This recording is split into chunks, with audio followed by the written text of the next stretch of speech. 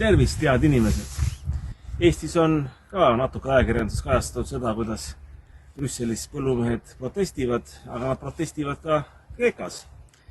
Ja Kreekas peaaegu kõikidel on sellised vanad traktorid, millel ei olegi numbrimärki. No meil oleks see nagu mõeldamatu, eks see näitab ka ühiskondade erinevust, miks Eestis kuidagi ei saa pankadest mööda ja riigist, aga kuidagi siin saab, ju siis siin riigivõim tolereerib seda, sest rahvas on ise aktiivsem. Näiteks, kui sõitsin kiirtee peal siin mõned päevad tagasi, siis kiirteed mitmel pool on ja olid siis blokeeritud põllumeeste poolt.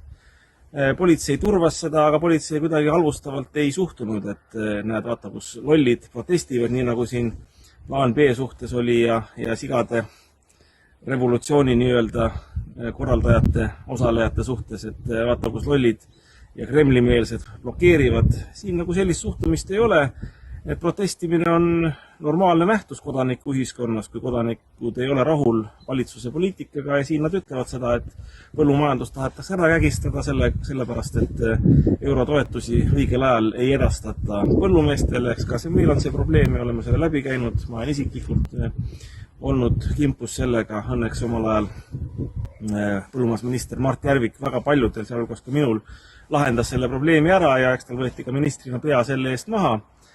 Vaat oli julge mees, aga Kreeka juurde tagasi tulles inimesed protestivad, inimesed tolereerivad protestimist, põllumehed korralikult võtavad selle asja ette, teed ongi ära blokeeritud ja mitte niimoodi, nagu meil mäletate, see õpetajate streik oli, kuidas õpetajate ametiühing kohe kummardab ja koogutab ja laigib seal selle juht haridusministri postitusi ja kuidagi tahab väga tagumikku lakkuda. Siin nagu ei ole, et peaminister tegi ettepanekud, saame kokku, aga protestijad, põllumehed ütlesid niimoodi, et me niisama kokku ei saa, et enne kõigepealt täidad sa meie nõudmised ära, kulla mees.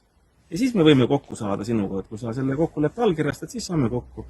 Enne tühja juttu niisugust sohja suust välja ajada, sellel ei ole ka mõtet. Nii et vaata, me peaksime ka Eestis võtma selle asja nagu ette, et me ei halvusta nagu neid, kes protestivad. Et see sigade revolutsioon oli tõesti üks esimene pääsuke üle pika aja, kus olid rahvamassid koos, kus oleks võinud midagi välja tulla, aga muidugi eestlastel protestimise traditsioonid on nõrgad, peame seda asja veel õppima.